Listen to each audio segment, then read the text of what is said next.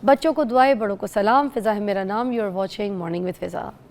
नाज़रीन, हर सुबह का आगाज़ जो है हम एक मकसद और एक सोच के साथ करते हैं कि मॉर्निंग विद फ़िज़ा अपने व्यूअर्स की उम्मीदों और ख्वाहिशात के मुताबिक जो है वो तरतीब दिया जाए। हमारी कोशिश रहती है कि देखने वालों की जो मालूमात है उसमें इजाफ़ा हो, उन्हें कुछ सीखने को मिले, ज़हनी समाजी मसाइल, तालीमी मसाइल और प्रोफेशनल गाइडेंस जो है वो मिले, क्योंकि हमारे व्यूअर्स जो हैं वो हमारा कीमती असासा है जिनकी बदौलत हम मोहब्बत और पजीराई समेटते हैं। और हमारे व्यूअर्स की जो कीमती आरा है वो सोशल मीडिया, शोज़ पे फ़ोन कॉल्स, मैसेजेस और दीगर जो ज़राए हैं उनके ज़रिए हम तक पहुंचती रहती है, और इनकी हौसला अफजाई और पसंदीदगी हमारे लिए आगे बढ़ने और अपने शो को मज़ीद बेहतर बनाने में मावन साबित होती है। और इनकी तनकीद हमें हमारी कारकर्दगी पर नज़रसानी करने का मौका भी फराहम करती है। नाज़रीन, गुज़िश्ता दिनों मेरी फैमिली मेरे शो में मधु थी। प्रोग्राम के कुछ हिस्से को नाज़रीन ने पसंद नहीं किया, जिसका इजहार उन्हें सोशल मीडिया पर शदीद तनकीद से किया। तो मुझे एहसास है कि खुशी और जज्बात का जो इजहार है वो भी मौका और मुकाम के मुनासबत से होना चाहिए था। तो इस पर मैं और मेरी मॉर्निंग शो की जो पूरी टीम है वो अपने व्यूअर्स से माज़रत करते हैं, और इसमें हमें कोई आर नहीं है। उम्मीद है कि आप मुझे अपनी प्यारी फ़िज़ा समझकर हमारी इस माज़रत को जो है वो कबूल फरमाएंगे, और आइंदा भी मॉर्निंग विद फ़िज़ा में अपनी कीमती आरा से जो है ना नवाजते रहेंगे। चलिए अपने शो का आगाज़ करते हैं। आज हमारा जो सबसे पहला टॉपिक है वो हम करेंगे पेन किलर्स के हवाले से। अब देखें, हम जो यूजुअली घर में जैसे पेन किलर्स तो रखते ही रखते हैं, पत्ते पड़े होते हैं। अभी मैंने भी एक पूरा पत्ता बनाया हुआ है जिसमें ना मुझे पता है कि ये वाला मुझे खाना ही खाना है और पेन किलर है और कमर का दर्द है। मोस्टली ये गलतियाँ हम करते हैं, जबकि मैं भी ये शो करती हूँ, मैं भी इस तरह के काम करती हूँ, मगर फिर भी एक ऑल्टरनेट पत्ते हम रख रहे होते हैं, ठीक है ना। डिफरेंट टाइप की पेन किलर्स जो होती हैं वो भी रखी होती हैं, कभी कोई सर दर्द के लिए, कोई गड्ढे गोडों के लिए, फिर कमर दर्द के लिए, ठीक है। हर किस्म की चीज़ों के लिए हम पेन किलर्स को इस्तेमाल करते हैं। और तो और जो आम घरों में अगर किसी को माइग्रेन का पेन शुरू हो गया तो उसकी भी गोलियाँ रखते हैं लोग। अब ये जो पेन किलर है ये हमारी पेन को तो ख़त्म कर देती हैं, मगर क्या ये लॉन्ग टर्म इसका जो इस्तेमाल है वो हमारे लिए बेहतर हो सकता है, या ये हमारी वाकई किडनी को ख़राब कर सकता है? इस पे बात करेंगे आज। प्रोफेसर डॉक्टर शहजाद भट्टी हमारे साथ मौजूद है, किसी तारीफ के मोहताज नहीं, पेन स्पेशलिस्ट हैं और हमारे प्रोग्राम में आते रहते हैं। अस्सलाम वालेकुम शहजाद साहब, कैसी तबीयत है? शहजाद साहब, पेन किलर के ऊपर बात कर रहे हैं। वैसे हमने आपको पहले भी इस टॉपिक पे मदऊ कर चुके हैं, हम बात कर चुके हैं, मगर आज दोबारा से हम इस टॉपिक को एलैबोरेट इसलिए करना चाहेंगे क्योंकि जो लोग हैं उनके लिए अवेयरनेस वेरी इंपॉर्टेंट कि जो सिंपल पेन किलर्स होती हैं जैसे पैरासिटामोल हो गई, ठीक है, और ऐसी और लाइट सॉर्ट मेडिसिन जैसे एस्प्रिन वगैरह हो गई, ठीक है ना, इनका इस्तेमाल अगर डेली बेस पे किया जाए तो फिर जिसमें सर दर्द अगर किसी को हो रहा है तो वो खा ले तो नुकसानदेह है या नहीं? देखिए, हर वो दवाई जो ज़रूरत से ज़्यादा इस्तेमाल की जाए वो नुकसानदेह। अब आपको ख़ुद भी अंदाज़ा होगा, जैसे आपने ख़ुद भी जिक्र किया, हमारी कुछ पेन किलर्स और काफ़ी सारी दवाइयाँ ऐसी हैं जो हमारी ग्रॉसरी लिस्ट का हिस्सा बन जाती हैं। घर से बाहर जो भी बंदा जा रहा हो तो उसके कहते तुम जा रहे हो तो ये दवाइयाँ भी लेते हो, पूरे महीने की दवाई लेते हो, और वो महीनों के हिसाब से, सालों के हिसाब से दवाइयाँ चलती हैं। अब किसी को अगर एक दवाई से किसी भी चीज़ का, चाहे वो गुर्दे की दर्द थी, कमर की दर्द थी, माइग्रेन थी या कोई और दर्द थी, अगर उसको एक दवाई से आराम आ गया है, इसका मतलब हरगिज़ ये नहीं है कि आप उसको 6 महीने, साल, 2 साल चलाते रहें। और सबसे बड़ा नुकसान दूसरा ही होता है कि अगर एक बंदे को घर में आराम आया है तो जिसको भी कोई भी दर्द होगी उसने भी वही दवाई खा लेनी है। तो इसलिए ये अल्टीमेटली एंड क्या होता है कि हमारे पास जो लोग आते हैं, किसी को गुर्दे फेल होने की शिकायत होती है, किसी का मैदा ख़राब हो जाता है, किसी को जिगर का मसला बन जाता है, और वो दवाइयाँ ख़त्म हो जाती हैं, नई और शुरू हो जाती हैं। और बेस क्या है? ज़्यादा इस्तेमाल किसी भी पेन किलर का। अच्छा, तो फिर क्या किया जाए? मतलब इस तरह की जो पैरासिटामोल, ठीक है, ये तो वैसी शॉप्स में इजीली मिल जाती हैं। अगर आप मेडिकल स्टोर नहीं भी जाएं तो ये तब भी आपको शॉप में अवेलेबल मिल जाती हैं, क्योंकि लोग ये कहते हैं कि इनका तो कोई नुकसान ही नहीं है, तो बहुत लाइट है, ठीक है। तो अब ये वाली इस तरह से फार्मेसीज़ के बगैर, डॉक्टर की रिकमेंडेशन के बगैर अगर लोग ले रहे हैं, आम दुकानों से ख़रीद रहे हैं, फिर देखें, एक रूल याद रखें, अगर दर्द को, अगर सर में दर्द हो रही है, कमर में दर्द हो रही है या किसी और जगह पे दर्द हो रही है और आपने एक दवाई खाई, आराम आ गया, 2 दिन बाद फिर खा ली, फिर आराम आ गया, फिर डोज थोड़ी बढ़ गई, फिर आराम आ गया, अगर दर्द को मुसलसल 15 दिन, महीने चल रही है और आप गोलियां खाए जा रहे हैं और आराम आई जा रहा है, इसका मतलब ये हुआ कि दर्द की कॉज पता नहीं चल रही। हम सब वो लोग हैं जो सिर्फ दर्द को आराम दे रहे हैं, ये नहीं पता चल रहा है कि दर्द की वजह क्या है। जब तक आपको वजह पता नहीं चलेगी उस वक्त आपको आराम कैसे आएगा। तो ये आसान हल है, ये स्केप है कि भाई डॉक्टर के पास ना जाना पड़े, वो टेस्ट कराने को कह देगा, उसके बाद क्या होगा कि आप वो गोलियां खाते जाएंगे, मेडिकल स्टोर पर जाके दवाई ले आएंगे। ये तो सिर्फ पैरासीटामॉल है ना। हम किसी को दवाई लिख के देते हैं किसी भी दर्द के लिए, वो एक गोली खाई आराम आ गया, वो गोलियां भी 6-6 महीने चलती हैं, जो कि मुश्किल से मिलती भी मुश्किल से हैं। बाज़ औक़ात उनमें थोड़ा सा नींद भी होती है, बाज़ औक़ात में थोड़ा सा नशा भी होता है। हमें पता होता है किस बंदे को कौन सी दवाई कितने दिन देनी है, जो उसके मैदे को नुकसान न दे, जो उसके जिगर को नुकसान न दे, या ओवरऑल जनरल बॉडी जो है उसको नुकसान न दे। सो किसी भी दवाई का एक्सटेंडेड इस्तेमाल, ज़्यादा इस्तेमाल बिल्कुल नुकसानदेह है। और ख़ास तौर पे सबसे पहली चीज़ जो जाती है वो मैदा है। आप जाके किसी दवाइयाँ खाने वाले से पूछ लें, क्योंकि मेरे मैदे में जलन होती है, मुझे भूख नहीं लगती, मुझे खाना नहीं खाया जाता, सोर्स ये एक्सेसिव मेडिकेशन। तो एक बंदे को अगर सर में दर्द हो रहा है, उसको कैसे पता चलेगा कि मुझे किस दवाई से या कैसे आराम आ जाएगी, मुझे क्यों दर्द हो रहा है? सबसे पहली बात तो ये कि जो घर में दवाई पड़ी हुई है जिसका नाम आपने लिया, वो इस्तेमाल करके देखें।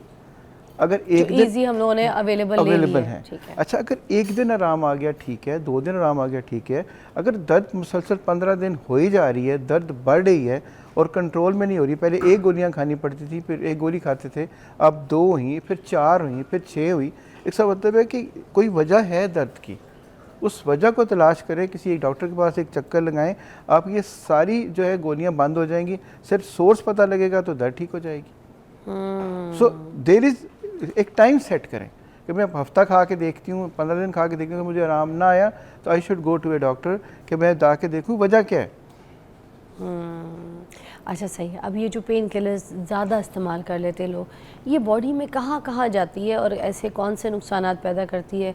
लाइक गुर्दों के बारे में मैंने बड़ा सुना है कि पेन किलर्स गुर्दों को डैमेज करती है। Is that true? राइट, बिल्कुल सही बात है। मैंने कहा अगर हम तरतीब देखें ना, तो सबसे पहले मैदा ख़राब होता है। मैदा ख़राब होगा तो खाना हज़म नहीं होगा, जलन शुरू हो जाएगी, बाज़ लोगों को तो ब्लीडिंग शुरू हो जाती है, बाज़ लोगों को अल्सर बनने शुरू हो जाते हैं। पहली बात तो मैदा जाता है। उसके बाद आपको अंदाज़ा नहीं है कि हमारे मुल्क में गुर्दे के कितने मरीज़ हैं। आपको इमेजिन नहीं कर सकते कि कितने लोग हैं जिनको डायबिटीज़ है, कितने लोग हैं जिनको ब्लड प्रेशर है, और कितने लोग हैं जिनको किडनी का मसला है। वो हम लोग चूँकि रेडियोलॉजी भी करते हैं, हमारे पास अल्ट्रासाउंड के लोग भी आते हैं, हम CT स्कैन भी करते हैं, MRI भी करते हैं। So there are so many people जो गुर्दे के दर्द में इन्वॉल्व है। जब उनसे पूछे तो वो कोई ना कोई दवाई ले रहे होते हैं पिछले कितने महीनों से, कोई ऐसी दवाई जो किसी और शायद आर्थराइटिस के लिए, घुटने के दर्द के लिए, कमर के दर्द के लिए, उनको अंदाज़ा भी नहीं हो रहा होता कि ये दवाई कहाँ कहाँ पे डैमेज कर रही है। फिर कुछ दवाइयाँ ऐसी होती हैं जो गुर्दों को डैमेज करती हैं, इसको हम नेफ्रोटॉक्सिक कहते हैं। हम दवाई खा रहे होते हैं किसी और काम के लिए, अल्टीमेटली वो असर जाके गुर्दे पे कर रही होती है। तो हमें पता भी नहीं चलता कि किस वक्त हमारे गुर्दे ख़राब हुए और किस वक्त हमारा सारा जो टेस्ट है वो ख़राब हुए और किस वक्त सारा काम भी ख़राब हो गया। अच्छा, अगर कोई पेन किलर खा रहा है और उसको अगर इस तरह से एसिडिटी वगैरह होती है, तो ये भी क्या साइंस होते हैं? बल्कि एक ब्रेक लेते हैं, ब्रेक के बाद हम इसके साइंस पूछते हैं, ठीक है? कि जब आपके जिस्म में इस तरह से चीज़ें जो हैं वो ख़राब होना शुरू हो जाती हैं, तो उसको आपको किस तरह से सिग्नल में पता चलेगा कि ये चीज़ें हम ख़राब कर रहे हैं? पेन किलर्स खा के ब्रेक के बाद पूछते हैं।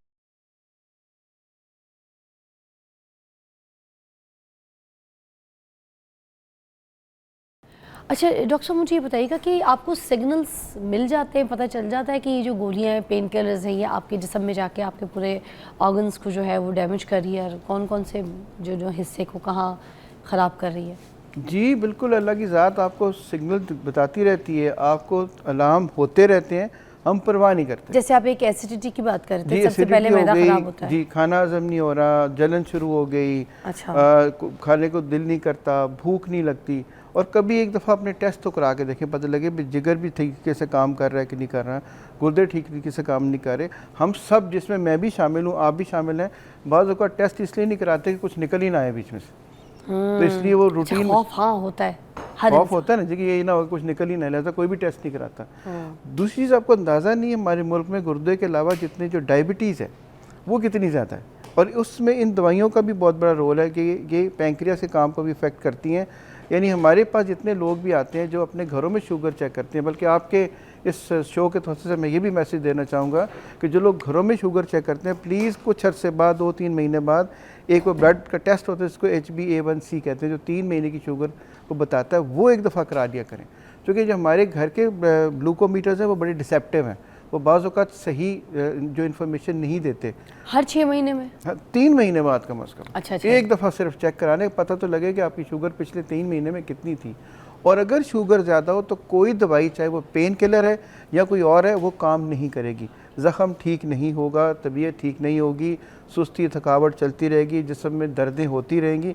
सो कॉज हम पेन किलर खाते रहते हैं, पता लगता है थोड़ी शुगर ज़्यादा थी, ब्लड प्रेशर कंट्रोल में नहीं है, बेसिक उसको तो कंट्रोल में करें, आप खुद ही ठीक हो जाएंगे। अच्छा, और ये क्या आदत भी डाल देते हैं, ये जो पेन किलर्स होती हैं ये कोई आपको नशेई बना देती हैं, ये मतलब इस तरह की चीज़ें हैं इसके अंदर? एडिक्शन है कि इंसान को मतलब अब रहा ही नहीं जाता, खाता रहेगा इसी पेन किलर को, एडिक्शन में आ जाता है, ऐसा होता है? अच्छा, पेन किलर की ना 2-3 किस्में हैं। हाँ। एक तो पेन किलर है ये जो पेनाडॉल वाली और पॉन्स्टॉन वाली जो आपने नाम लिए हाँ। हैं। कुछ पेन किलर की आगे ग्रेडिंग है। हम ऐसे पेन किलर्स भी होते हैं जिनमें थोड़ी सी एडिक्शन होती है, थोड़ी सी नींद होती है, उसके बाद उससे अगले पेन किलर है उसमें बाकायदा नशा होता है, जैसे मॉर्फिन है। लेकिन हम ये उन लोगों को देते हैं जिनको कैंसर होता है, कैंसर की पेन होती है। फिर कुछ इंजेक्शंस ऐसे हैं जो लगते हैं तो बिल्कुल नशे वाली कैफियत होती है। सो बहुत सारे लोग उन इंजेक्शंस के एडिक्ट हो जाते हैं, बाकायदा एडिक्ट हो जाते हैं, हमारे पास आते हैं और वो फिर किसी न किसी बहाने से जाके मेडिकल स्टोर से या किसी जगह से जाके वो आप इंजेक्शन लगवा लेंगे। क्योंकि पेन एक ऐसी चीज़ है जो दिखती नहीं है। ब्लड प्रेशर आपका मेजर हो जाएगा, मेरा यूरिक एसिड मेजर हो जाएगा, इनकी शुगर मेजर हो जाएगी, पेन मेजर नहीं कर सकते आप। आपको कह रहे हैं मुझे दर्द है, तो आपके पास क्या सबूत है कि उसे दर्द है? और मुझे आराम नहीं आ रहा, वो अल्टीमेटली फिर, और ये आपकी बात बिल्कुल दुरुस्त है कि इससे एडिक्शन भी हो जाती है। नंबर 2, ये ईजी एस्केप है, बजाय इसके कि आप वर्जिश करें, आप वॉक करें, अपने आप को फिट रखें। ज़्यादा आसान काम है कि 2 गोलियां खानी, दर्द को आराम आ गया, चुप करके बैठ गए। लेकिन इन दी एंड अल्टीमेटली ये बहुत नुकसानदेह चीज़ है, ये नहीं करना चाहिए, चाहे वो कोई हो, चाहे आप हो या मैं हो। Try to find the cause. दर्द को आसानी से आराम आ सकता है, ये सारी चीज़ें ट्रीटेबल हैं, काबिल इलाज हैं, सिर्फ उसको तरीका ठीक रखें और अपनी दर्द की वजह तलाश करें, आपकी दर्दें सारी ठीक हो जाएंगी इंशाल्लाह। अच्छा, हड्डियों की जो कमज़ोरी होती है ना, वो भी सुना है कि कोई कमज़ोरी इस पेन किलर्स की वजह से हो जाती है, कोई बोन्स में, कोई जिस्म की हड्डियां जो हैं वो उसके अंदर भी मतलब वीक हो जाती है, उनका जो बुरबुरापन जो है वो भी सुना है कि अक्सर इस पेन किलर्स की वजह से हो जाता है। Is that true? जी बिल्कुल ठीक है, उसको हम ऑस्टियोपोरोसिस कहते हैं। बाज़ औक़ात ये पेन किलर जो है मैदे के अंदर, बड़ी और छोटी आंत के अंदर, वो जो चीज़ें एब्जॉर्ब नहीं होने देती, तो बोन जो है वो रिजॉर्व, यानी वो भुरभुरापन उसमें आना शुरू हो जाता है, बोन की ताकत कम हो जाती है, अल्टीमेटली बाज़ औक़ात फ्रैक्चर्स लोगों को हो जाते हैं, उनकी स्टेबिलिटी नहीं रहती। तो ये सारी चीज़ें दर्द, बिल्कुल ये दर्द की जो जितनी भी दवाइयाँ एक्स्ट्रा हैं, वो फिर कह रहा हूँ, एक्स्ट्रा दवाइयाँ जो है ज़्यादा एक्सटेंडेड इस्तेमाल जो है, बहुत देर तक, बहुत दिनों तक इस्तेमाल जो है, ये नुकसानदेह साबित होता है सारे जिस्म के लिए, सर से लेके पाँव तक तमाम चीज़ों के लिए। मिसाल इसकी ऐसे से मैं सबको, अपने पेशेंट्स को भी कहता हूँ कि अगर गाड़ी का टायर पंक्चर हो जाए तो उसके 2 तरीके हैं। एक तो कि रोज़ हवा भराओ और चलाई जाओ, और दूसरा तरीका ये कि थोड़ी सी हिम्मत करो, किसी जगह पे जाओ, पंक्चर लगवाओ, ताकि सारी उम्र के लिए उसके बाद तुम्हारी गाड़ी ठीक रहेगी।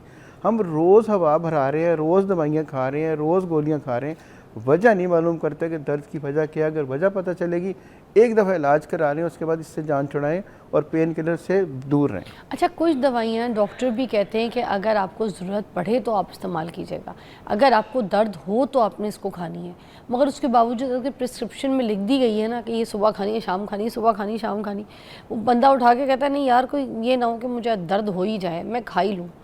एक ये भी एवं भी खा लेता है बंदा कोई अपने कोर्स पूरे करने के लिए। बिल्कुल ऐसी, फिर मैं भी कह रहा हूँ ईजी स्केप है ना। अगर मैंने किसी को मना किया कि आपने ये दवाई 5 दिन खा के बंद कर देनी, जो कि मुझे अंदाज़ा है अगर ये ज़्यादा खाएंगे ये दवाई या उनके जिगर को नुकसान देगी, या उनके गुर्दों को नुकसान देगी, या उनका मैदा काम नहीं करेगा सही, लेकिन मैं तो 5 दिन कह ही सकता हूँ। उसके बाद उनका जी अच्छा डॉक्टर के पास फिर कभी चले जाएंगे, आराम आ गया तो अब ये खाई जाओ। और एक और चीज़ भी होती है, जैसे अगर आपने अभी मुझे दवाई दी और वो मुझे दवाई खा के पेन किलर में कोई भी जहाँ पे मुझे दर्द था उसमें आराम आ गई, 6 महीने, 3 महीने, साल के बाद मुझे दोबारा दर्द हुई तो मैं दोबारा वो प्रिस्क्रिप्शन निकालूंगी उस डॉक्टर की दवाई से, मुझे दर्द जो थी आराम आया था वही कोर्स निकाल लो दोबारा, वही पेन किलर खाते हैं। अब वो पता नहीं किस तरीके का दर्द है उस एज में, उस टाइम पे, उस वक्त किस वजह से हो रहा है, बंदा वो फिर खाना शुरू कर देता है। अब उस वक्त डॉक्टर से नहीं पूछा, बस वही डॉक्टर का जो पिछला नुस्खा चल रहा था वही उठा के फिर प्रिस्क्रिप्शन यूज़ कर ली। जी, आपने पार्ट 1 सुना है इसका। हाँ। पार्ट 2 ये है कि उस फैमिली में किसी को उस तरह की दर्द हुई तो उन्होंने कहा तुम्हें फलानी दवाई से तुम भी खा लो। तुम भी खा लो। हाँ। वो दूसरा हिस्सा है कि सारे वो खाना शुरू कर हाँ, देते तुम ये छोड़ो, तुम्हें इससे आराम नहीं आएगा, मैं बताती हूँ, ये गोली खाओ तुम, मुझे बड़ा आराम आया था भाई। तुम्हें किस वजह से आराम आया था, तुम इधर किस वजह से आराम दे रही हो, ये तो देख लो भाई। हैं। बिल्कुल ठीक है, ऐसे ही होता है। तो बेसिक मकसद ये है कि आप दवाई ज़रूर खाएं, एहतियात ज़रूर करें, लेकिन एक लिमिट मुकर्रर करें अपनी कि जी मैंने 10 दिन दवाई खानी है, मुझे अगर फ़र्क नहीं पड़ेगा तो मुझे नहीं लेनी चाहिए। अच्छा, दूसरा मैसेज जो मैं ख़ास तौर पे अपने सारे जो देखने वालों को देना चाहूँगा कि अगर सपोज़ मैंने कोई दवाई लिखी और आपने दवाई खाई और आपको वो सूट नहीं की, बस मैदा ख़राब हो गया, फ़ौरन ही आपका महसूस हुआ कि मेरा भूख लग गई है, कब्ज़ हो गई उसी एक टैबलेट से, तो आपको वो टैबलेट बार बार नहीं खानी चाहिए। ज़रूरी नहीं कि डॉक्टर ने 5 दिन लिख दिया तो आपने 5 दिन दवाई पूरी करनी है। अगर आपको दवाई सूट नहीं कर रही, एलर्जी हो गई है, वॉमिटिंग हो गई है, कोई और फ़र्क नहीं पड़ा, या कोई आपको लगा कि मुझे ठीक नहीं है, तो आप उस दवाई को बंद कर सकते हैं। दोबारा पूछ सकते हैं भाई ये दवाई मुझे सूट नहीं कर रही, मुझे क्या करना चाहिए। अच्छा, एस्प्रिन, उसके बारे में बोलूँगी कि वो हम सर दर्द के लिए बहुत ज़्यादा खाते हैं, मगर कुछ लोग इस तरह से कहते हैं कि वो खून को भी पतला कर देती है, ठीक है। अब हर रोज़ अगर सर दर्द हो रहा है, हर रोज़ एस्प्रिन खा रहे हैं, तो उसका क्या नुकसान होगा, वो बताइएगा। जो खून को पतला करने वाली एस्प्रिन ना, उसकी ख़ास डोज होती है। उस डोज से अगर वो बढ़ जाएगी तो वो पेन किलर के तौर पे काम करती है। अच्छा। तो जो लो डोज एस्प्रिन होती है वो खून को पतला करती है। हाँ। लेकिन ये एस्प्रिन की हाई डोज मैदे के लिए बहुत नुकसानदेह है। मैदे में बाज़ औक़ात लोगों को अल्सर बन जाते हैं और बाज़ औक़ात लोगों को मैदे की ब्लीडिंग शुरू हो जाती है, बाकायदा ब्लीडिंग होती है। मैदे की ब्लीडिंग? जी, लोग उल्टियाँ करते हैं, लोग खून के पखाने करते हैं, सिर्फ इसलिए कि वो एस्प्रिन ढेरों ढेर एस्प्रिन खा रहे होते हैं, उनको ये पता नहीं लग रहा होता कि कहाँ कहाँ पे जाके नुकसान हो रहा है। ये तो मैं आपसे कह रहा हूँ कि दवाइयाँ खाने के वक्त थोड़ी एहतियात करें, खाएं ज़रूर, लेकिन एक दिन मुकर्रर करें, एक डे मुकर्रर करें। 5 डेज़ 10 डेज़ 50 डेज़ से ज़्यादा नहीं खानी। Try to find the cause, वजह क्या है। वजह मालूम करना आसान काम है, मुश्किल काम नहीं है। एक दफ़ा वजह पता चल जाएगी, आप थोड़ा सा इलाज कराएंगे, फिर आपको दवाइयाँ खाने की ज़रूरत ही नहीं पड़ेगी। अच्छा, अब जो दिल के पेशेंट हैं उनको तो अक्सर एस्प्रिन लेनी ही पड़ती है, अब वो किस तरीके से इस एस्प्रिन का इस्तेमाल कर सकते हैं? दिल के पेशेंट को हम एस्प्रिन वो वाली देते हैं जो खून पतला करने वाली होती है, वो कोटेड होती है, उसकी डोज बहुत लो होती है, वो नुकसान नहीं देती। ये बात यार, वो कोट उसके ऊपर कोटिंग ये वो वाली एस्प्रिन नहीं है, ये वो वाली एस्प्रिन जो पेन वाली एस्प्रिन नहीं है। अच्छा, अच्छा, अच्छा। ये खून पतला करने वाली बिल्कुल low dose 75 milligram low dose होती है। इसके खाने का कोई नुकसान नहीं है। अच्छा। इसके अलावा भी जो वो खाते हैं अक्सर हम कोई मैदे की दवाई ये सब चीज़ें ऐड कर देते हैं ताकि बिल्कुल ही नुकसान। आखिरी सवाल, क्योंकि डेंटिस्ट के पास हर एक को किसी ना किसी टाइम पे किसी एज में जाना ही पड़ता है, अब वो एनसिड जो गोली है वो भी पेन किलर है, आपको पता है, उससे बड़े लोगों को ना स्टमक भी अपसेट हो जाता है, थोड़ी सी हैवी डोज भी होती है लोगों के लिए, तो एनसिड कितनी ख़तरनाक है या सही है, सेफ़ है? आप देखिए, आप डेंटिस्ट के पास आप जाएंगे ना तो आपको वो डे बताएंगे कि 5 दिन खानी है या 7 दिन खानी है। जितने दिन वो बताएं वो ख़तरनाक नहीं है, बिकॉज वो that is advised by the doctor. दूसरा डेंटिस्ट आपको ये कहेंगे कुछ खा के खाना है, खाली पेट दवाई नहीं खानी, नंबर 1। नंबर 2, हमारे जो मासूम हमारे पेशेंट्स हैं वो पूछते हैं कि दवाई दूध के साथ खाऊं, लस्सी के साथ खाऊं, बोतल के साथ खाऊं, ये नहीं करना। कोई भी दवाई जब भी आपने खानी है सिर्फ पानी के साथ लेनी है, और प्रेफरेबली हमारी मोस्ट जो दवाइयाँ हैं वो अगर आप कुछ खा के खाएंगे तो उसका नुकसान कम है। जहाँ तक एनसिड का ताल्लुक है, बड़ी अच्छी दवाई है, लेकिन ये आप एक limited days more than a week नहीं लेनी चाहिए। अनटिल सब दोबारा डेंटिस्ट से पूछें क्या मैं ले लूँ। अगर वो आपको कहते हैं अंडर गाइडेंस तो उतने दिन ही ले जितने दिन उन्होंने कहा है। जितना मर्जी अच्छी दवाई होगी, जब एक हद से ज़्यादा चली जाएगी तो फिर वो नुकसान दे। थैंक यू सो मच, बहुत बहुत शुक्रिया आपकी तशरीफ़ आवरी का, आपकी गाइडेंस का। हम आपको मिलते हैं एक ब्रेक के बाद।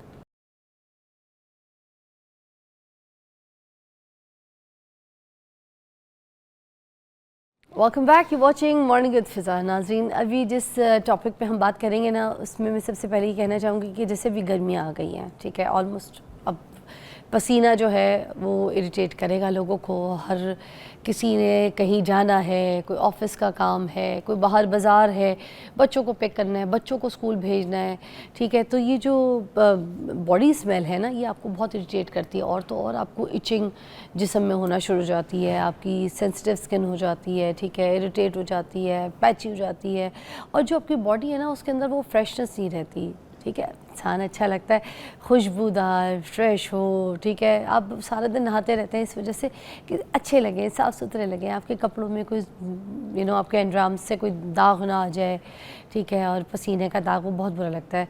अब कुछ लोग ऐसे हैं कि जिनके मुंह से भी स्मेल आ रही होती है, ठीक है, बात कर रहे होते हैं, कोई ऑफिस संभला हो या कहीं जा रहे हो या कोई सैलून्स हो या कोई मेकअप आपका कर रहा हो या कोई ऐसी जगहों पे कुछ लोग अपना जब ख्याल नहीं रखते हैं तो वो फिर ना उनके मुंह से भी स्मेल, उनके अंडरआर्म से भी स्मेल, फिर उनकी पूरी पर्सनैलिटी, उनको दिल नहीं करता कभी किसी को कि गले लग के कोई औरत आपस में एक दूसरे को मिल लें।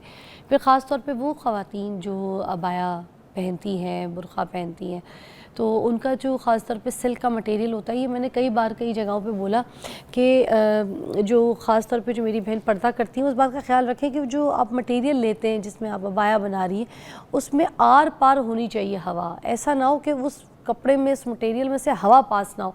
जब हवा पास नहीं होगी तो फिर तो जाहिर सी बात है आपको स्वेट होगा अंदर, आपको फिर पसीने, पानी बिल्कुल बॉडी से जो है ना वो बहना शुरू हो जाएगा, आप भी डिहाइड्रेटेड हो जाएंगी, हेल्थ वाइज भी, not body wise, health wise भी आप डिहाइड्रेटेड हो जाएंगी क्योंकि आपका पूरा जिस्म का पसीना जो है वो निकल रहा है। तो आज इसके ऊपर हम बात करेंगे। हमारे पास हमजा शेख मौजूद है और इनकी जो है एजुकेशन है इसी वजह से है कि इनको इन सब चीज़ों के ऊपर उबूर हासिल है। तो पूछते हैं हमजा शेख से। अस्सलाम वालेकुम। Thank you so much for having me. आज का टॉपिक बेहतरीन और आज की सुबह भी बेहतरीन क्योंकि उसका आगाज़ आपके साथ हो रहा है। लवली हमजा भाई, ये मैं जो बात अभी कर रही थी जैसे कि कुछ ख़वातीन हैं, कुछ ऐसा मटेरियल कपड़ा पहनती हैं या बाया पहनती हैं, सर पे स्कार्फ भी लेती हैं, सर पे भी उनको, क्योंकि अगर स्कार्फ लेना है तो वो मटेरियल हवादार नहीं होती ना, तो सर पे हवा नहीं लगती, स्वेट करता है, स्कैल्प भी। एग्जैक्टली फिजा, ये सब मैं इसके कोर रीज़न से जाऊँगा। सबसे पहले हमारी डाइट है, फिर हमारे मैदे की एसिडिटी है, ठीक है, जो सारे कल्चर्स और हमारी जो बॉडी के अंदर जो भी डेवलपमेंट होती है उससे सारा सिलसिला ये शुरू होता है, वहाँ से ये नॉर्मली हमारा शुरू होता है। और फिर सेकेंडरी आ जाता है एक्सटर्नल हाइजीन, कि आप बाहर से कितना नहाए हुए हो, आप कितना साफ़ हो, आपकी सरफेस, आपकी स्किन के ऊपर बैक्टीरियाज तो नहीं है, क्योंकि पसीने के अंदर स्मेल नहीं होती। पसीना जब बॉडी से बाहर आ जाता है और जब वो सेट होता है बॉडी के ऊपर तो जो बैक्टीरिया डेवलप होता है उस बैक्टीरिया की वजह से बदबू आती है। अब वो बैक्टीरिया डेवलप हो जाने की न्यूमरस रीजंस हैं, बहुत सी वजूहात हैं, ठीक है। सबसे पहले टाइम पे ना नहाना, अपनी पर्सनल हाइजीन का ख्याल टाइम पे ना नहाना मतलब एक आम इंसान को कितनी मर्तबा समर्स में देखें, अगर टेम्परेचर 36 से ऊपर है ना तो 2 टाइम्स अ डे शावर, एक सुबह और एक रात को, ठीक है। अगर आपके आपको है बाल खराब ना होए तो आप शावर कैप पहने, खवातीन अगर कर रही हैं शावर कैप पहन के करें और उससे आपका जो है ना आप अच्छे से अपनी बॉडी वॉश करें और सर को बेशक आप 24 घंटे में स्कैल्प को एक दफा वॉश करें। बट नहाना इज वेरी इंपॉर्टेंट। अगर आप नहाएंगे नहीं तो आपको जब भी आप स्वेट करेंगे आपका पसीना सेटल होगा, बैक्टीरिया डेवलप होगा and you will smell bad. फिर इसके बाद आ जाता है आप कपड़े फिजा कौन से पहन रहे हैं। और एक please it's a request to all कि काइंडली आप लोग अपने पहने हुए कपड़े फिर मत पहना करें। अच्छा, पहन के कपड़े अलमारी में रख देंगे कि भाई 2 घंटे के लिए पहना था, 3 घंटे के लिए पहना था, ज्यादा पहना है कोई नहीं है, ये शादी के फंक्शन में घंटे के लिए तो पहना था, सिल्क का जोड़ा उठा के तो अलमारी में फेंक। That is the biggest disaster जो खवातीन भी करती हैं और मर्द हजरात भी करते हैं, ठीक है। आपके अगर काम वाले कपड़े हैं तो आप ड्राई क्लीन करवा लें, थोड़ा खर्चा करें क्योंकि आपने उनको एंजॉय भी किया है। अगर वो नहीं है, अगर आपके नॉर्मल कपड़े हैं तो जो कपड़ा आपके जिस्म के साथ 6-8 घंटे लग गया है ना, उसको आपने, चाहे वो इनरवेयर है चाहे वो एक्सटर्नल वेयर है, पैंट्स रीयूज की जा सकती हैं। बट जो टॉपिकल पार्ट्स आपकी कमर, शर्ट, जहाँ मतलब अंडर आर्म्स ये आता है, इनरवेयर, अंडरवेयर्स वगैरह, उनको आपने वॉश किए बगैर फिर यूज नहीं करना, ठीक है। अब जब आपने उनको उतारा है तो उनके ऊपर आपका कोई ना कोई स्वेट पार्टिकल, कुछ लोग कहते हैं हमें पसीना नहीं आता, पर एक नेचुरल मॉइस्चर बॉडी रिलीज करती है ऑन हाई टेम्परेचर, ठीक है। वो बैक्टीरिया उन कपड़ों में है, जब आप पहनेंगे और आपको हल्की सी भी स्वेटिंग होएगी तो फिर आप एक गंदी सी स्मेल आना शुरू हो जाती है।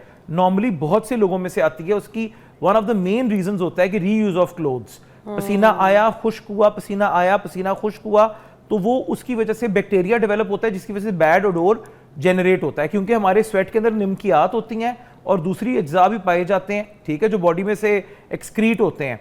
तो वो बैक्टीरिया जब डेवलप होता है तो वो फिर स्मेल बैड करते हैं। That is body odour. एक ब्रेक लेते हैं, उसके बाद दोबारा आएंगे। यहाँ पर कुछ चीज़ें भी समझाएंगे, सिखाएंगे। ये बातें तो हमजा भाई की इतनी है कि अगर मैं किचन में भी ना जाऊँ, कुछ चीज़ें सीखने के लिए भी ना जाऊँ, तो यहाँ से बातों से बहुत कुछ सीखने को मिल रहा है। But will go to kitchen, take a break.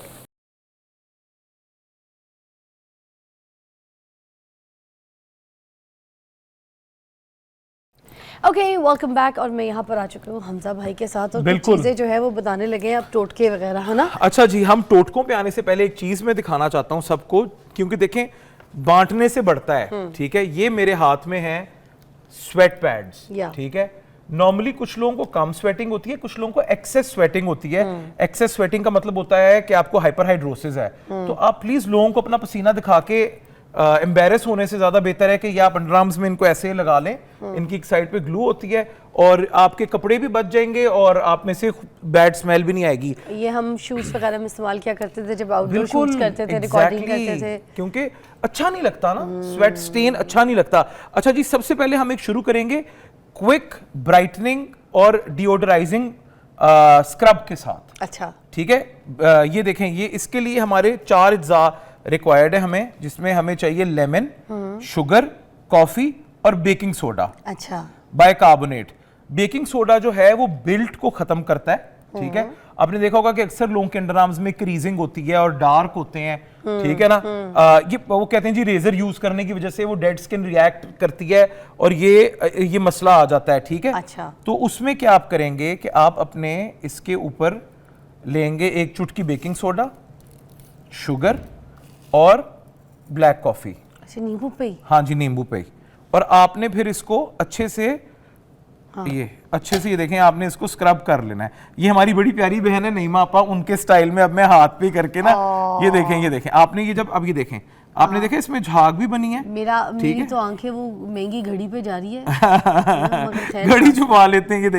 ये देखें आपने इस तरह अपने अंडरआर्म में इसको स्क्रब करके 2, 4, 5 मिनट के लिए आपने इसको छोड़ देना। अच्छा, अगर आपको लगे कि it's getting harsh on your skin, तो आपने एक कतरा ग्लिसरीन का या कोकोनट ऑयल का भी डाल लेना। मैं कोकोनट ऑयल भी लाया हूं, पर मैंने हाथ पे करना तो मैंने डाला नहीं। अब इससे क्या होगा, lightening of your underarms and डिओडराइजिंग।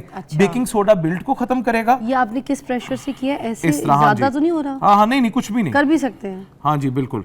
ये अच्छा, इससे मुझे लगता है स्किन भी साफ हो जाएगी। बिल्कुल होएगी जी। वो एक्सफोलिएट कर रही है। हाँ, शुगर देखें, शुगर क्रिस्टल्स जो हैं, शुगर केन से वो आता है, उसके अंदर इतने ज्यादा एंटीऑक्सीडेंट्स हैं, कॉफी में इतने ज्यादा एंटीऑक्सीडेंट्स, मिनरल्स हैं, तो आपकी स्किन पे क्यों ना ये काम करे। साथ लेमन जो है एसिडिक इफेक्ट देगा, साथ उसके अंदर सिट्रिक एसिड है, लाइटनिंग करेगा, तो ये बेहतरीन। और देखें, ये टैनिंग को भी खत्म करता है, टैनिंग को भी खत्म करेगा। देखें, under arms, even other private areas जो आपको लगता है आप इसकी सेंसिटिविटी नहीं होती जहां पे, इसकी वजह से आप वहां पे भी, गर्दन पे, बहुत से मर्द हजरात की, खवातीन की गर्दन डार्क होती है, उसके लिए भी बहुत अच्छा है। पर गर्दन डार्क होने के मेडिकल रीजंस भी हो सकते हैं, तो आप उसको भी साथ साथ जरूर चेक करिएगा। इसको हम लगा रहने देते हैं। नहीं, इसको कितनी देर लगा रहने देना? इसको तकरीबन आप 15 से 20 मिनट पहले आप लगाएं और उसके बाद आप इसको वॉश आउट कर दें। ये आपने दिखाना है हमें बाद में फिर? ये मैं इसी के साथ ये लगे हम ना दूसरा हमारा हम रेमेडी करते हैं।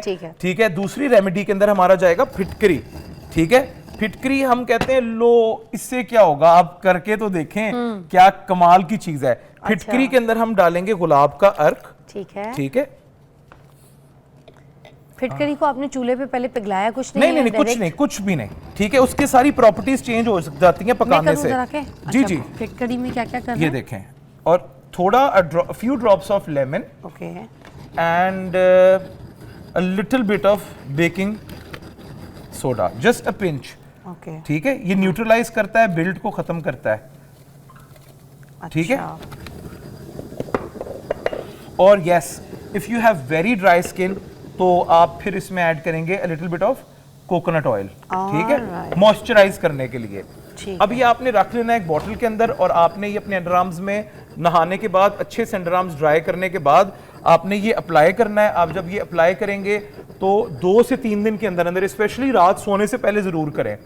2 से 3 दिन के अंदर आपकी बॉडी का जो ओडोर है, कुछ लोगों की बॉडी जरा स्ट्रॉन्ग ओडोर देती है, कुछ लोगों की लाइट देती है, तो ये आपके बिल्कुल उसको न्यूट्रलाइज कर देगा और बेहतरीन किस्म का आप रिफ्रेश्ड फील करेंगे और खुशबूदार होंगे। मेरे तो ख्याल से the biggest turn off is when you smell bad. देखिए 10, 12, 15 घंटे की आपकी बॉडी के अंदर ताकत होनी चाहिए, मैनेजमेंट होनी चाहिए कि वो 10, 15, 12 घंटे के लिए अपने आप को मैनेज कर सके और आपकी बॉडी एकदम से बैड डोर ना दे। अब हम आपको इतनी रेमेडीज और टोटके बता चुके हैं कि मेरे ख्याल से कि आपको इसके ऊपर अब तरीके से सोचना चाहिए और काम करना चाहिए। और please guys make sure that you guys smell good all the time. एक overall it's a turn off. अगर आप देखें, अगर आप मैरिड हैं, आप अपनी बेगम से बात करके देखें, अगर आपकी मतलब दोस्त हैं गिरदो नवा, जिस बंदे में से गंदी बैड स्मेल आती है उसको लुक डाउन किया जाता है, उसको कहते हैं लोग आए हाय यार ये तो बड़ा बदबूदार इंसान है, ठीक है। तो इस चीज को मैनेज करना आपके ऊपर है। अच्छा, इन सब के साथ अगर आप क्विक चाह रहे हैं तो आप स्टिक्स आती हैं, आप अगर ड्राइवरी की जॉब करते हैं तो भी बहुत इंपॉर्टेंट है। एग्जैक्टली क्योंकि आपके साथ कोई आके गाड़ी में बैठे तो वो प्लेजेंट फील करे। हाँ। अच्छा, ये इस तरह से भर के रख सकते हैं? जी, स्प्रे बॉटल में रख लें, किसी जार में रख लें, कॉटन के साथ इसको अप्लाई करें and you will feel absolutely fantastic. और इसी के साथ मैं जरा इसके साथ हम एक ब्रेक लेंगे, हम भाई ब्रेक ले लीजिएगा, बल्कि ये बड़ा अच्छा देखें। अगर आपने स्प्रे नहीं भी करना तो ऐसे आप लगा लें, और अगर नहीं करना तो देखें स्प्रे के साथ भी आप कर सकते हैं। बिल्कुल ऐसी किसी छोटी डब्बी में डाल के रख लें, इसको आप अंडर आर्म्स के अंदर अपने अप्लाई करें, उसको ड्राई होने दें और फिर देखें आप ये नींबू खराब खुशबू बिल्कुल कुछ नहीं होगा। एक हफ्ते के लिए नींबू वैसी सिट्रिक एसिड होता है और हमने बिल्कुल थोड़ा सा नींबू इस्तेमाल किया, उसकी शुगर से भी कुछ नहीं होगा। ठीक है, चलिए फिर ब्रेक ले लें हमजा भाई। हम ले रहे हैं एक छोटी सी ब्रेक, वापस आइएगा।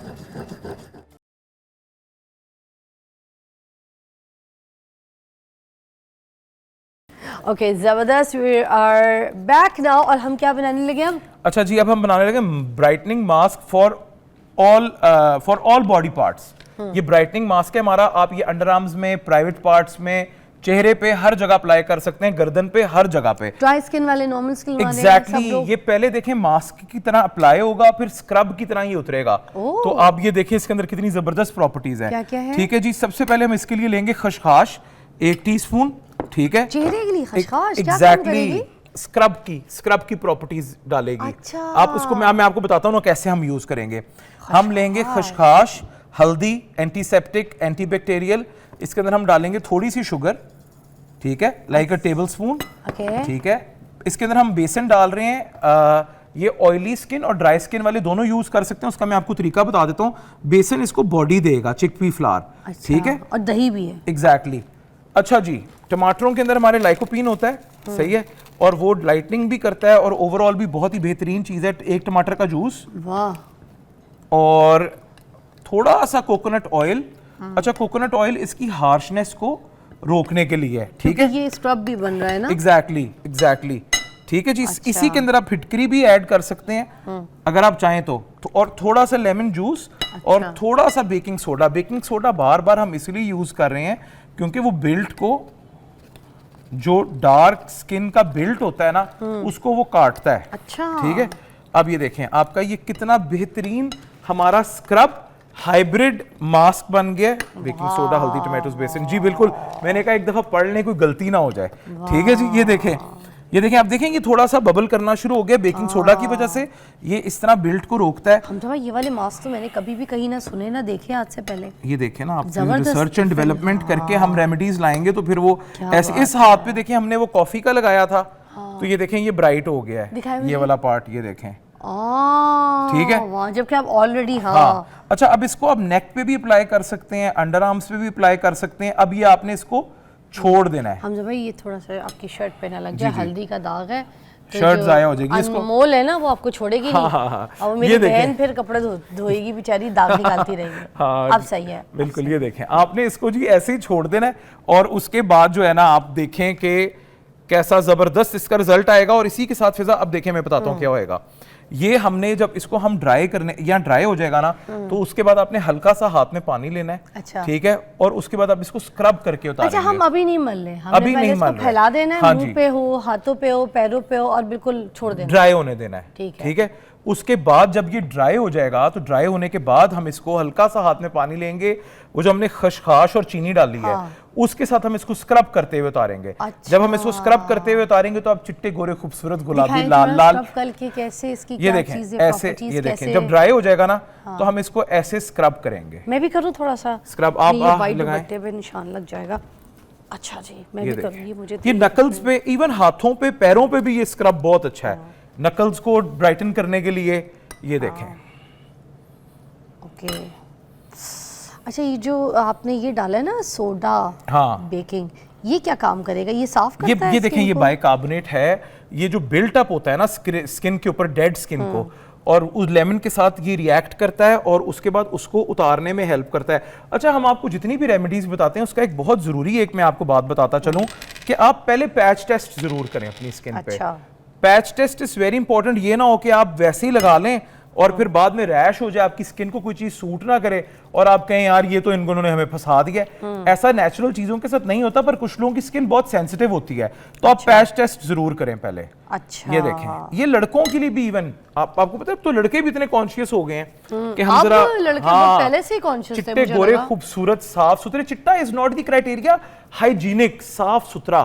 मतलब अगर आपकी स्किन, अगर आप सांवले रंग के भी हैं तो आपका माथा, आंखों वाला हिस्सा, गालें, सब कुछ एक रंग का होना चाहिए। तो उसको, और ये जो सोच है ना कि हम रंग बदल लेंगे, ये नहीं होता। आप सन टैनिंग से बचें। हाँ, जैसे आपने देखा मुझे गोरा होने का शौक नहीं है। बिल्कुल, एग्जैक्टली एग्जैक्टली। अब बड़ा शौक होता है। मैं मेरी अपनी वाइफ का व्हीटिश कंप्लेक्शन है, अच्छा और मैं बड़ा अप्रिशिएट करता हूँ कि बड़ा खूबसूरत रंग है। आप जबकि गोरे और अनमोल थोड़ी सावली मगर प्यारी लगती है। बिल्कुल, एग्जैक्टली। तो ये देखें, फिजा ने तो पूरा स्पा डे कर लिया है। हाँ, क्योंकि मैं आपको पता है ना, वैसे आई हूँ तो मेरा ना सन टैन घूम घूम के बीचेस पे, और वहां पे तो सन टैन वैसे ही आपको पता है वहां की जो सन है, it is stronger than what we have here. मैं तो अपने हनीमून पे थी, तो आपको पता है, फिर मैं तो बीचेस पे भी गई हूँ, बिल्कुल घूमती फिरती रही हूँ मैं, है तो मैंने अपना बिल्कुल कोई ख्याल नहीं रखा, और नहीं होता ख्याल। ये देखें, ये देखें, अब ये भी ब्राइट हो गया हाथ। ठीक है ना। आपने इस स्क्रब को तकरीबन 15 से 20 मिनट लगे रहने देना है, उसके बाद एग्जैक्टली। तो इसी के साथ हम अपनी डिश पे भी आ जाएं, कढ़ाई शुरू करें। बड़ी बेहतरीन हमारी आज हम बना रहे हैं मुर्ग मखमली। बहुत ही बेहतरीन हमारी आज डिश है, और आप देखिएगा कैसा जबरदस्त। आपने हल्दी का नहीं बताया इसके अंदर, जो आपने इस मास्क में हल्दी डाली थी, कौन सी थी?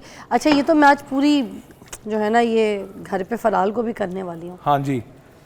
वाह, स्किन कितनी नरम होती जा रही है। एग्जैक्टली, क्योंकि इसके अंदर कोकोनट ऑयल है, टमाटोज हैं, योगर्ट है। तो आप देखें ना कि इसके अंदर इसके अज्जा कितने अच्छे हैं। और खशखाश बड़ा अच्छा काम कर रही है। बिल्कुल ऐसे ही है। खशखाश एक बहुत ही बेहतरीन स्क्रब है। हम बाहर से माइक्रो रिफाइनर्स लेते हैं, डर्माब्रेशन कराते हैं, तो ये वो अब खशखाश है, आप देखें तो और क्या, ये डर्मा वाला काम करती है। Exactly, dermabrasion, micro dermabrasion, micro scrubbing उस खशखाश कर रही है। अच्छा, और इतना हार्श नहीं है, फेस पे जाके ये पोर्स नहीं खोलेगी। देखिए, इसके अंदर योगर्ट है जो इसको कूल डाउन करता है। ठीक है, इसके अंदर कोकोनट ऑयल है। आपको पता है coconut oil natural, it's fatty and very nourishing. तो ये अच्छा, मुझे खुद लेना पड़ेगा। फिजा का हाथ जो है वो स्पा में है, स्पा।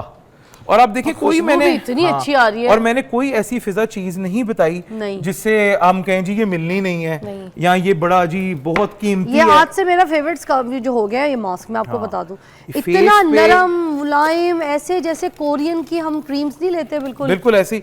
देखें, फेस पे, नेक पे, सारे बॉडी पार्ट्स पे, ठीक है, जो डार्क हैं आपके, वहां पे आप इसको यूज कर सकते हैं। अच्छा जी, मखमली चिकन बोनलेस हांडी के लिए हमने सबसे पहले ले लिया है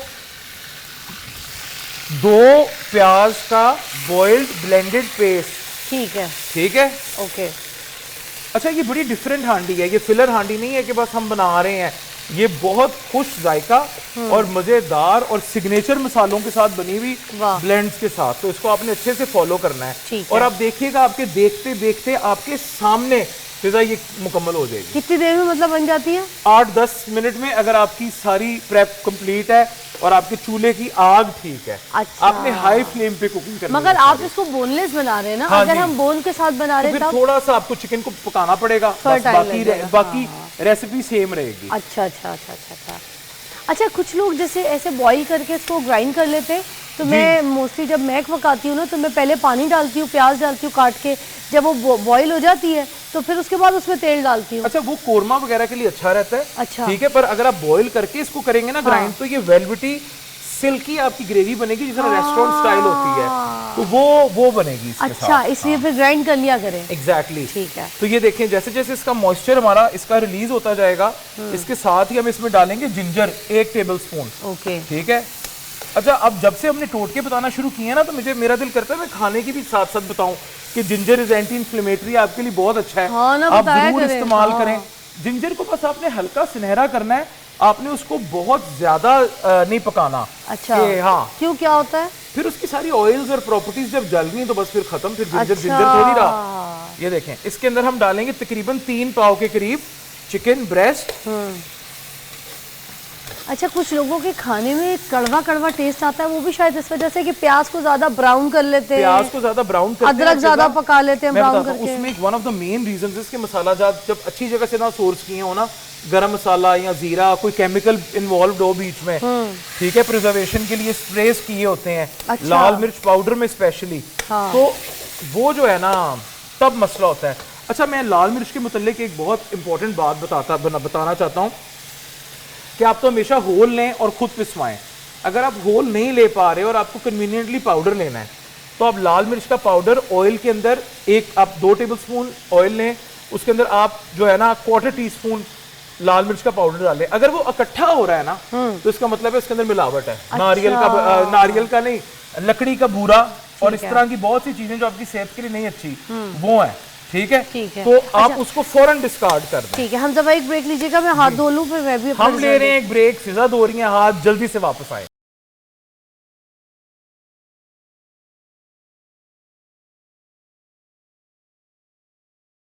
welcome back, you watching morning with Fiza. और अरीबा जो है ना, मेरी बहुत प्यारी बच्ची है, मगर ऐसे मुझे बिल्कुल प्यार नहीं करती है। अरीबा, मैंने ये देख लिया। अच्छा फिजा, क्या डाल ये देखिए, मैंने जैसे ही देखे हमारा प्याज अच्छा सा रोस्ट हो गया, महक गया, थोड़ा जीरा डाला और हम तकरीबन अब 1 कप दही डालेंगे इसमें। वाह, ठीक है, दही रूम टेम्परेचर होना चाहिए।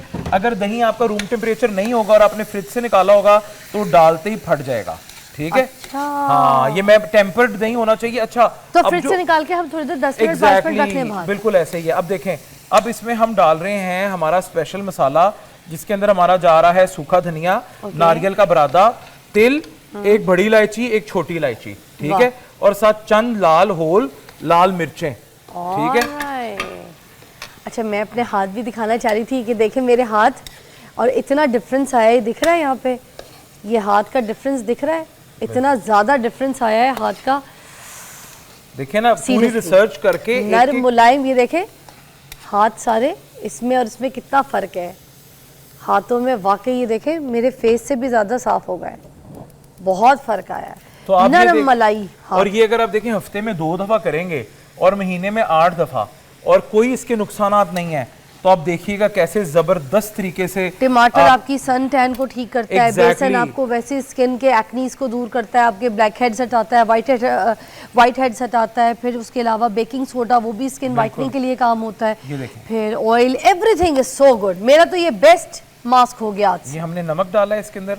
अच्छा, इसको अगर हम आप सीधा थोड़ा स्पाइस अप करते हैं, हाँ, कुटी भी लाल मिर्चों के डाले, साथ, मिर्चें डाले, हाँ थोड़ा सा, क्योंकि इसमें हरी मिर्चें भी जाएंगी, और एंड में इसमें स्टिर फ्राई होके थोड़ी सी काली मिर्च भी डाल देते हैं। ठीक है, अच्छा, तो थोड़ा ब्राउन हो जाएगा। अच्छा, ब्राउन नहीं करना होता, थोड़ा सा व्हाइट रखते हैं इसको। अच्छा, ये देखें, काली मिर्चें फिर ब्राउन कर देगी ना। हाँ, ये देखें, ये बेहतरीन किस्म से।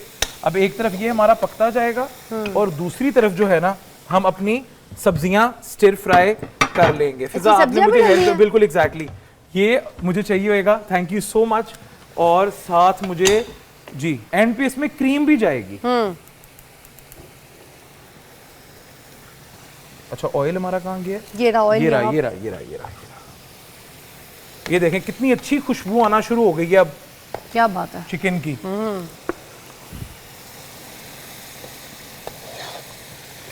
नमक डाल दिया था ना आपने? हाँ जी, नमक डाल दिया था। वाह,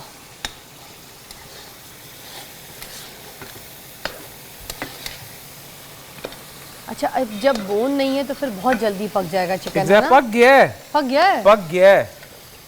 चिकन आप अच्छी क्वालिटी का यूज कर रहे हैं, हाँ, तो इसकी जरा मिर्च वगैरह चेक करें। मैं तब तक जरा सब्जियों को खुश कर लूं। अच्छा, उसके लिए आपने अभी फ्राई पैन में थोड़ा सा तेल लिया है, सौता कर रहे हैं आप उसको? सौते कर रहे हैं। अच्छा, ये देखें गाजरें,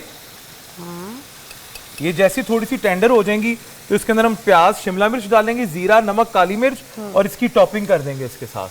तो तो अब देखिए अपने बच्चों को अच्छी सी जी किस चीज़ की कमी है? वाह वाह वाह, पक गया इसके नीचे मैंने। चलें ज़बरदस्त। अभी इसमें क्रीम जानी है इसके अंदर, हाँ 2-3 टेबलस्पून क्रीम के जाएंगे। मखमली उसी से तो ये मखमली होएगी। ये देखें हमजा भाई, ये तो अकेला भी बिल्कुल काफ़ी है। हाँ, क्रीम के बगैर अगर आप देखें बनाना चाह रहे हैं हेल्दियर वर्जन, तो आप क्रीम बेशक मत डालें। ये तो मैं कह रही थी कि जो सब्जी और हर चीज के बगैर भी जो ये अभी बना है चिकन में, ये भी बहुत अच्छा, मजे का। इस तरह आपकी ये रेशमी हांडी हो जाएगी, ठीक अच्छा। है। आप इसके अंदर थोड़ी सी अगर क्रीम डाल लें, अगर आप सब्जियां डालेंगे तो ये हमारी मखमली हांडी। देखिए सब्जियां डालना एक एज है। अच्छा। असल में हम क्या चाह रहे हैं कि हम अपने बच्चों को अब ये सब्जियां वगैरह ये चीजें खिलाएं, ठीक है ना। तो इसके लिए बड़ा जरूरी है कि हम कुछ क्रिएटिव करें, ठीक है। और वो घुली हुई सब्जियां हमेशा नहीं, मैं चाहता हूं कि बच्चे जो हैं वो खिली खिली सब्जियां खाएं। ये देखें, अब हरी मिर्चें और प्याज गोल कटा हुआ, हरी मिर्चें पूरी होल जाएंगी। वाह। और साथ ही शिमला मिर्च। अच्छा, अब हमने इसको ओवर कुक नहीं करना। अच्छा, ये शेफ स्टाइल चीज़ है, ये जो आपको बता रहे हैं ना जी जी, ये आप समझ लीजिए, ये जो हम ओवर कुक कर देते हैं सब्जियों को, उसकी जान भी मार देते हैं, रंग और खूबसूरती भी खत्म हो जाती है। हांडी एग्जैक्टली, हांडी में खूबसूरत नहीं लगती, पड़े हुए मरी हुई लगती है वो। और थोड़ा सा जीरा। ओ वाह, ये तो सादी सादी स्टिर फ्राई सब्जियां ऐसे हाँ, बच्चों ये को लंच बहुत बॉक्स में दें स्कूल के टाइम पे। बेहतरीन। आप हल्का सा सब्जियों को ब्लांच कर लें, ब्लांच करने के बाद आप नींबू, नमक, काली मिर्च छिड़क के बच्चों को दें और उनका टेस्ट डेवलप करें। 2-4 दफा बच्चे टीन टू करेंगे और उसके बाद चुप करके खाना शुरू हो जाएंगे। टेस्ट डेवलप हो जाता है। ये देखें, ये हमारी होगी स्टिर फ्राई तेज आग पे, और हमने इनको ऐड कर दिया इसमें। वाह, क्या बात है हमजा भाई, क्या शक्ल, क्या खूबसूरती और क्या सेहत वाला खाना। बेहतरीन, देखें ना, क्या प्याज तक खड़ा खड़ा रखा है इन्होंने। एग्जैक्टली, उसकी फिर महक अच्छी आएगी। और अब हम इसमें साथ ही ऐड करेंगे। वाह, एक तो हमजा भाई खाना पका रहे हो और मैं रुक जाऊं, ऐसा हो नहीं सकता। ये sorry, no problem.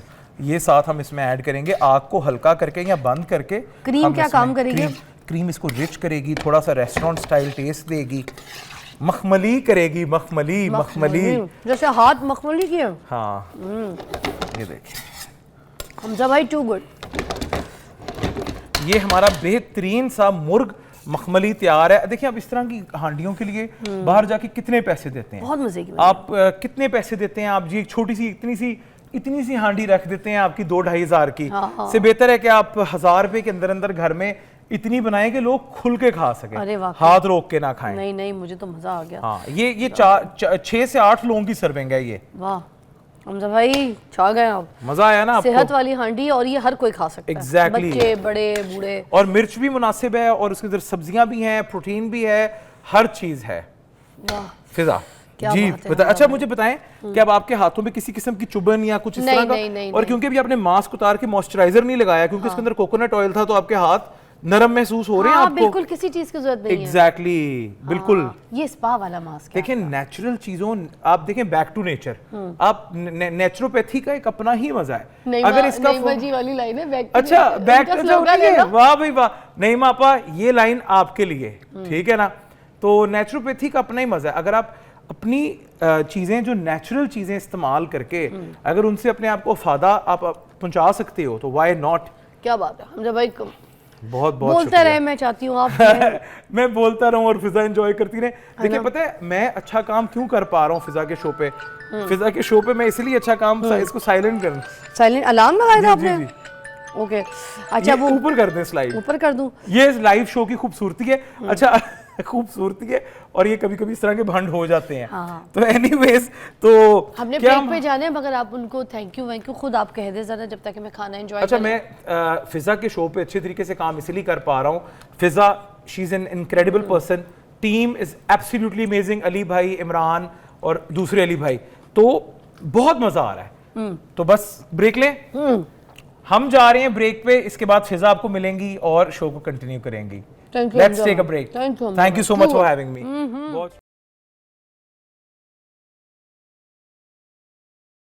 Welcome back, you watching morning with Fiza. नाज़रीन, ज़बरदस्त मेहमान मेरे साथ मौजूद है। नासिर बैराज साहब हैं, भंगड़ा स्टार है नाज़रीन, और 20 साल से जौन सा है ना वो भंगड़ा परफॉर्म कर रहे हैं। ठीक है, डिफरेंट फेस्टिवल्स में, पाकिस्तान के मेलों में, पंजाब के जो बहुत सारे ऐसे फेस्टिवल्स मेला आप देखते हैं वहाँ पर पंजाब की जो सकाफ़त है ना उसको भी बहुत ज़्यादा आगे बढ़ा रहे हैं। ठीक है, तो हमने आज उनको यहाँ पर इन्वाइट किया है, मदऊ किया है। शमशेर सिंह साहब जो हैं उनके आप शागिर्द भी हैं।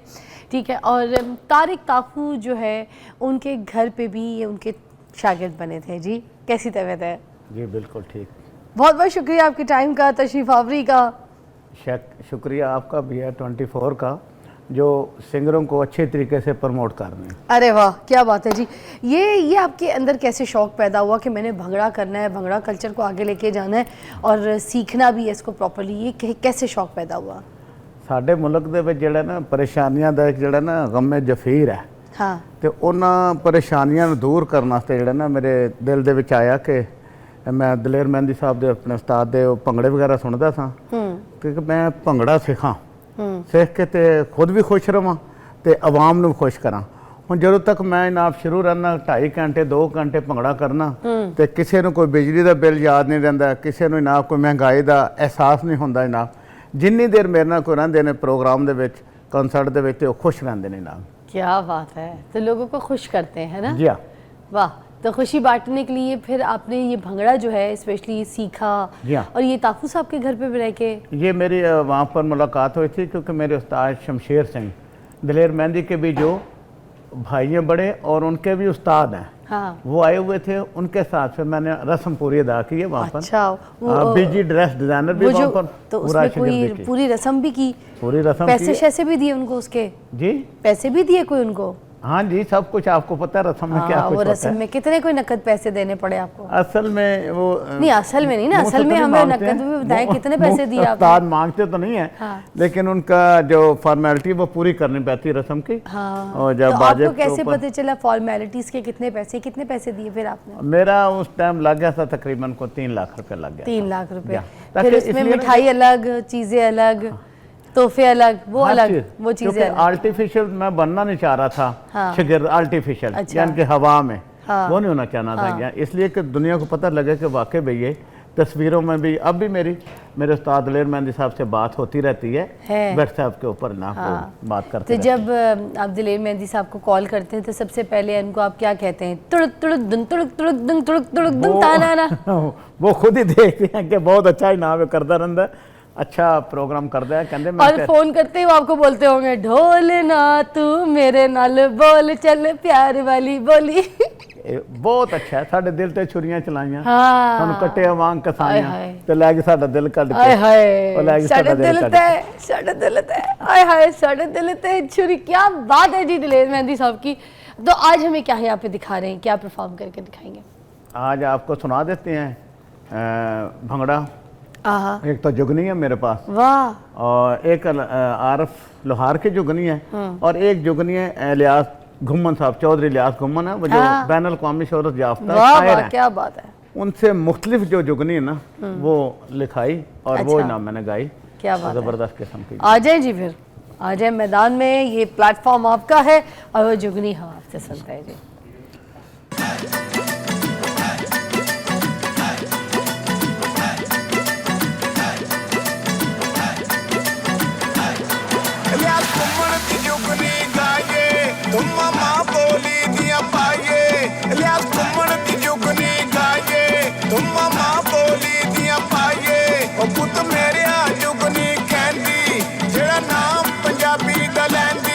ਜਿਹੜਾ ਨਾਮ ਪੰਜਾਬੀ ਦਾ ਲੈਂਦੀ ਏ, ਪੁੱਤ ਮੇਰਿਆ ਜੁਗਨੀ ਕਹਿੰਦੀ ਏ, ਸੋਹਣਾ ਨਾਮ ਪੰਜਾਬੀ ਦਾ ਲੈਂਦੀ ਏ, ਪੁੱਤ ਮੇਰਿਆ ਜੁਗਨੀ ਕਹਿੰਦੀ ਏ, ਸੋਹਣਾ ਨਾਮ ਪੰਜਾਬੀ ਦਾ ਲੈਂਦੀ ਏ।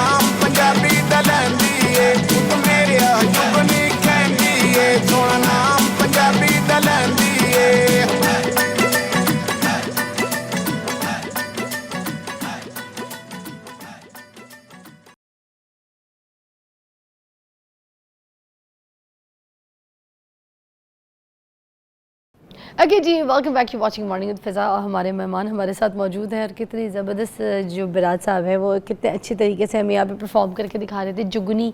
इसके अलावा और क्या क्या आइटम, क्या क्या चीज़ें आपने तैयार की, कहाँ कहाँ परफॉर्म कर चुके हैं बताइएगा। जी है क्या गाना आप मुझे देख रहे थे मगर आप मुझे सुन क्यों नहीं रहे थे, मुझे ये हाँ जी, हैरत देख रहा था है। मगर मैं तो सुना रही थी। हमजा भाई इधर आए, आप साथ साथ जरा खड़े हो जाएं। अब आपने नहीं देखना, आपने हमजा भाई को दोबारा मैं आपसे सवाल, हमजा भाई से भी तक खड़े हो जाएगा। असल में हुआ ये कि मुझे देखते रह गए और बोले कुछ नहीं, उन्होंने सुना कुछ नहीं। अब आपने देखना उधर है, कान में आवाज आपको मेरी आनी चाहिए। ठीक है, देखें आप हमजा भाई को।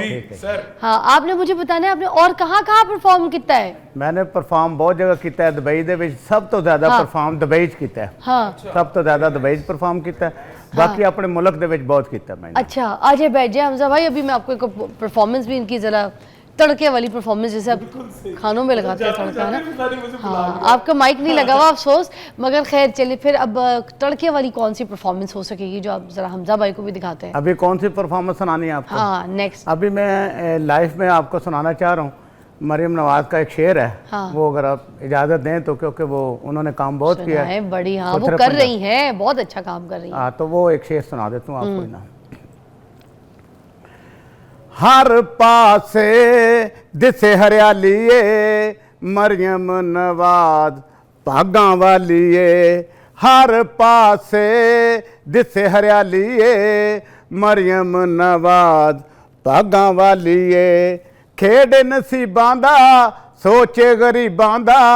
खेड़े नसीबां दा सोचे गरीबां दा। रौनकां वधाओ जी, आओ जी, आओ जी, आओ जी। वेलकम मेरी जान तुसी आओ जी। सुथरा पंजाब बनाओ जी। दिती इजाजत मरियम नवाज ने, होर इनू सुथरा बनाओ जी। वेलकम मेरी जान तुसी आओ जी। सहूलत बाजार भी लवाए ने, हिम्मत कार्ड मरियम ने बनाए ने। करदा पई देंदी ए दुनिया पई वेंदी ए। करदा पई देंदी ए दुनिया पई वेंदी ए। किसे गल तो ना घबराओ जी, आओ जी, आओ जी। वेलकम मेरी जान तुसी आओ जी। सुथरा पंजाब सजाओ जी। वाह वाह, वही तो आपका बड़ा प्यार है इनका। देखे कितना आपने मरियम जी के लिए इतना वज़ीर आला ने काम बहुत कीते ने। हाँ, इस वास्ते जेड़ा ना जिदा काम करन जिदा खाओ ओदा गाओ भी ना। हाँ, ये आवाम का प्यार है। इंसाफ दा तकादा है ये, क्योंकि उन्होंने काम बहुत कीते तो दसने चाहिए फनकारां बहुत अच्छे, बहुत अच्छे। आई होप ये बिल्कुल मरियम जी देखे भी। और आज मौका मिल गया आपके प्रोग्राम में। हाँ, चलो दुनिया सारी सुन लेगी अभी ना। चले, दैट्स सो नाइस। ठीक है, और जो मेले वगैरह जो आप जाते हैं जहाँ पे, वहाँ पे भी तो परफॉर्म करते हैं ना। वो मेले जहाँ पे झूले भी लगते हैं, पंजाब का कल्चर दिखाया जाता है, बच्चे आते हैं, चीज़ें बिक्री होती है, रौनकें होती हैं, है ना। उधर कितने कोई मेले रह गए, अब लगते भी हैं या बस कहानियाँ ही हैं? नहीं, बहुत कुछ होता है जनाब। हाँ, बड़ा कुछ होता है, क्योंकि जो बंदा एक ईमानदार ना काम करता है ना, ਉਹਦੇ ਵਾਸਤੇ ਸਾਰੀਆਂ ਸਹੂਲਤਾਂ ਆ ਜਾਂਦੀਆਂ ਨੇ। ਸਹੂਲਤਾਂ ਇੰਤਜ਼ਾਰ 'ਚ ਹੁੰਦੀਆਂ ਨੇ। ਤੇ ਜਦੋਂ ਕੰਮ ਇਮਾਨਦਾਰੀ ਨਾਲ ਨਾ ਕੀਤਾ ਜਾਏ ਤੇ ਫਿਰ ਸਹੂਲਤਾਂ ਵੀ ਜਿੰਨੀਆਂ ਨੇ ਸਾਰੀਆਂ ਦੂਰ ਚਲੀਆਂ ਜਾਂਦੀਆਂ ਨੇ। तो मेले लगते हैं मेले। हाँ जी, मेले लगते हैं अभी भी। हाँ जी, क्यों नहीं, बहुत अच्छे ਜ਼ਬਰਦਸਤ किस्म के मेले ठेलियां नाल ही ते सारा कल्चर साडा ਜ਼ਾਹਿਰ ਹੁੰਦਾ है ना। हाँ, साडे जिलानी पार्क दे विच मेले काफ़ी होंदे ने ना, बेहतरीन। और बारिशा दा मेला सारे पासे ना जाइदा और अच्छा अपना कल्चर पेश करीदा बेहतरीन तरीके नाल।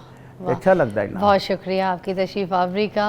और जाते वक्त हम ये कहना चाहेंगे कि जो हमारा कल्चर था ना, ये जो मेले लगते थे ना नाज़रीन, ये जो फेस्टिवल्स लगते थे, ठीक है, इनको मज़ीद हमें प्रमोट भी करना चाहिए, क्योंकि ये चीज़ें अब बिल्कुल कम होती जा रही हैं। मुझे तो देखने को भी नहीं मिलती, क्योंकि हमारे जो ट्रेडिशन है पंजाब में, देहातों में, छोटे छोटे ऐसे रूरल एरियाज़ में जब ये ऐसे मेले लगते थे तो बड़ा कल्चर के साथ जुड़ते थे आप, बड़ा अच्छा लगता था चीज़ें।